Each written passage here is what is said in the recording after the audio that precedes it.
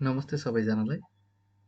सधैँ झैँ यहाँहरूलाई मेरो यो युट्युब च्यानलमा स्वागत छ।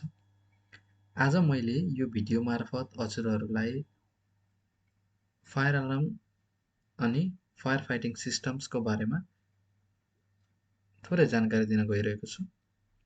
भिडियो अन्तिमसँग हेरिदिनु होला। यो भिडियोमा आज मैले तपाईँहरूलाई फायर अलार्म सिस्टम भनेको के हो, यसमा के सिस्टमहरू प्रयोग हुन्छ, यो कसरी एक्टिभेट हुन्छ, फायर फाइटिङ सिस्टम भनेको के हो, यो कसरी यसले कसरी काम गर्छ, यो कसरी अपरेट हुन्छ भन्ने बारेमा जेनरली तपाईँहरूलाई एउटा मैले भिडियोमा समावेश गरेको छु। आउनुहोस् सबभन्दा प्रथम तपाईँलाई मैले फायर अलार्म सिस्टमको बारेमा बताउँछु। फायर अलार्म सिस्टम भनेको के हो? तपाईँहरूले विदेशहरूमा हुनुहुन्छ भने मोस्टली कमर्सियल बिल्डिङहरूमा, ठुल्ठुलो बिल्डिङहरूमा, मलहरूमा अनि घरहरूमा पनि फायर अलार्म सिस्टम र फायर फाइटिङ सिस्टमहरू जडान भएको देख्नुहुन्छ होला, होइन?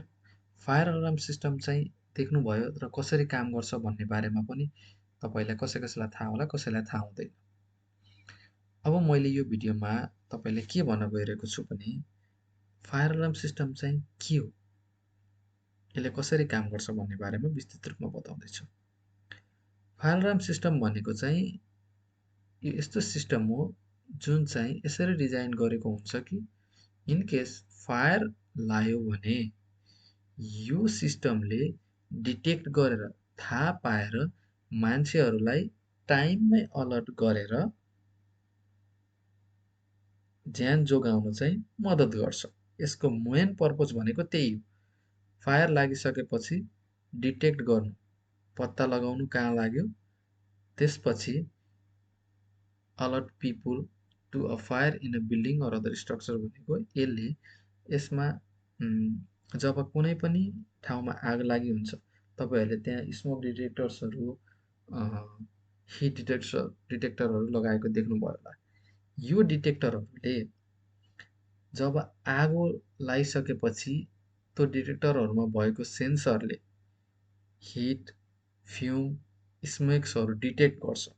यो डिटेक्ट गरिसकेपछि त्यहाँबाट यसले त्यो मेसेज त्यो डिभाइसबाट चाहिँ कन्ट्रोल प्यानललाई पठाउँछ। कन्ट्रोल प्यानलमा गइसकेपछि यसले अर्को अलर्ट सिग्नल चाहिँ जहाँ साउन्डरहरूमा पठाउँछ, त्यहाँ बिल्डिङमा साउन्डरहरू पनि लागेको हुन्छ, त्यो साउन्डर एक्टिभेट गरिदिन्छ। त्यो एक्टिभेट भइसकेपछि के हुन्छ भने फायर अलार्म बिल्डिङमा सुनिन थाल्छ।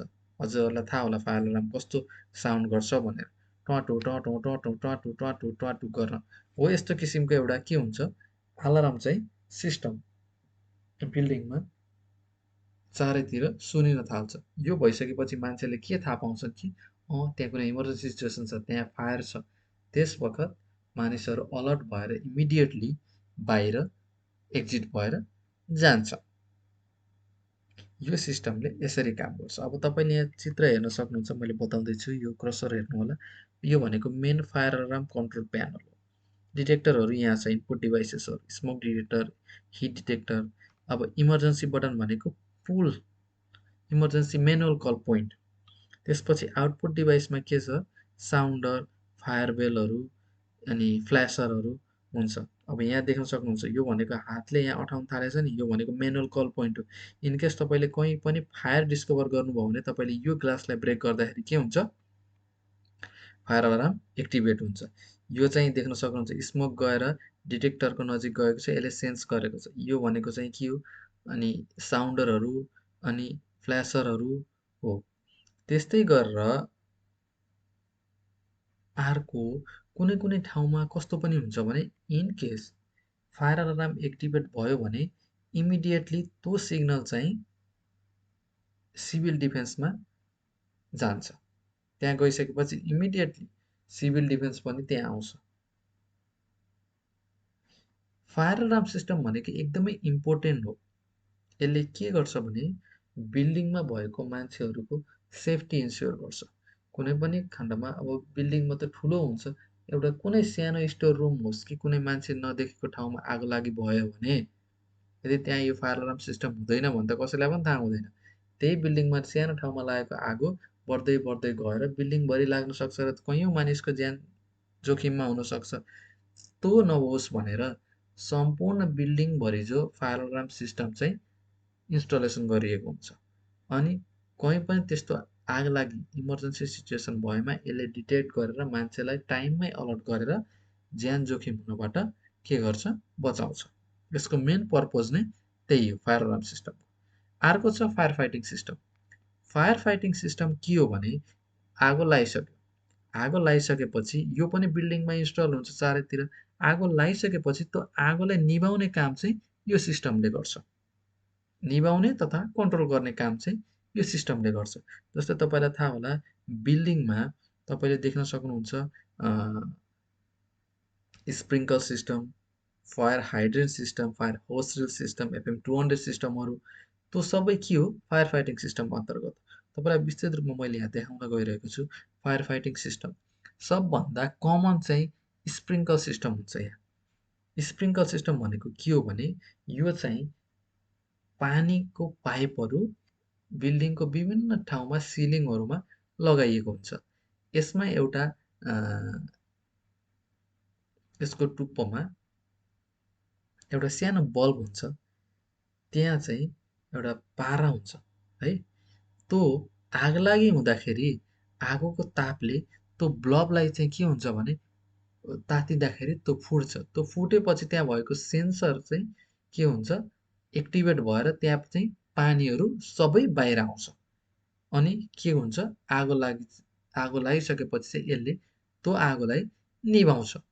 त्यस्तै गरेर अर्को पनि हुन्छ, यसमा फर्म सिस्टम पनि हुन्छ। यहाँ चित्रमा हेर्न सक्नुहुन्छ यो यसमा चाहिँ यो पुरै पाइपहरूमा फर्म भरिएको हुन्छ। पाइपमा फर्म भरिएको हुन्छ। आगो लागि जाँदाखेरि त्यसको नोजलहरूमा भएको एलइडी त्यो सिसाहरू हुन्छ, त्यो तापले गर्दाखेरि फुट्छ। फुटिसकेपछि त्यहाँ भएको एक्सटिङ्ग्युसिङ एजेन्टहरू चाहिँ सम्पूर्ण तल गरेर तल झर्छ र आगो लगाइसकेपछि यसले के गर्छ, बुताउन मद्दत गर्छ। त्यसपछि अर्को छ फायर हाइड्रेन्ट। फायर हाइड्रेन्ट तपाईँको बिल्डिङको अगाडिपट्टि साइडमा विभिन्न ठाउँमा देख्नुहुन्छ। यो भनेको यो चाहिँ डाइरेक्टली पानीको मुहानसँग एउटा स्टोरेज एरियासँग कनेक्टेड गरेको हुन्छ। इन केस ठुलो आगोलागी भएर सिभिल डिफेन्सहरू आयो भने यिनीहरूले यसबाट पानी कनेक्ट गरेर यो पानी युज गरेर चाहिँ बिल्डिङको आगोहरू निभाउन युज गर्छौँ। अर्को हुन्छ फायर सप्रेसन सिस्टममा तपाईँले डिसिपी पाउडरहरू, फायर एक्सटिङ्ग्युसिङ एजेन्टहरू हुन्छ नि, त्यो पनि फिट भएको हुन्छ पाइपमा। इनकेस कहीँ फायर लाग्यो र सेन्सिटिभ एरियाहरूमा त्यो भयो भने यो एक्टिभेट भएर त्यो सम्पूर्ण पाउडरहरू, डिसिपी पाउडर के राखेको छ एक्सटिङ्ग्युसिङ एजेन्ट, त्यो झरेर पनि आगोलाई के गर्छ, नियन्त्रण गर्छ।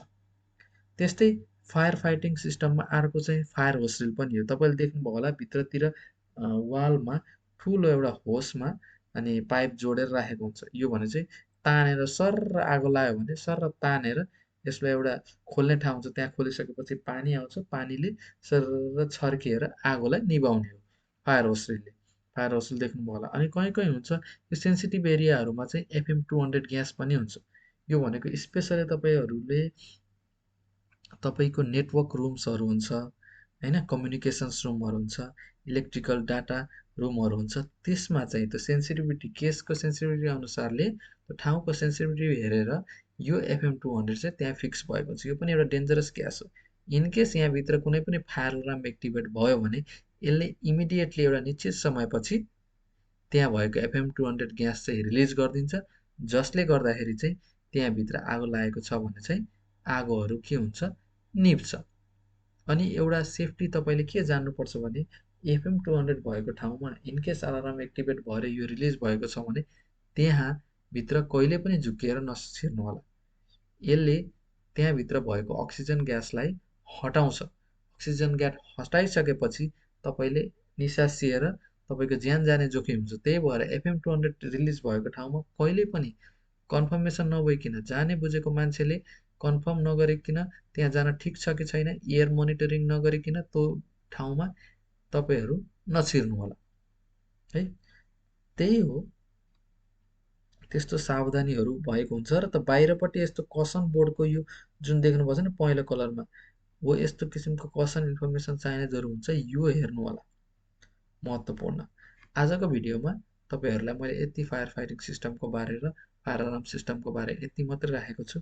यदि तपाईँहरूलाई विस्तृत रूपमा कुनै पनि चिजको इन्फर्मेसन चाहिएको छ, फायर फाइटिङ सिस्टम र फायर अलार्म सिस्टमको बारेमा इन्फर्मेसन चाहिएको छ भने चाहिँ मलाई कमेन्टमा लेख्न सक्नुहुन्छ, कमेन्ट गर्न सक्नुहुन्छ। त्यो कमेन्टको मैले रिप्लाई गर्नेछु। हस्, धन्यवाद। आजको लागि यति। अर्कोचोटि चाहिँ अर्को टपिकमा फेरि भिडियो लिएर आउनेछु। Thank you so much.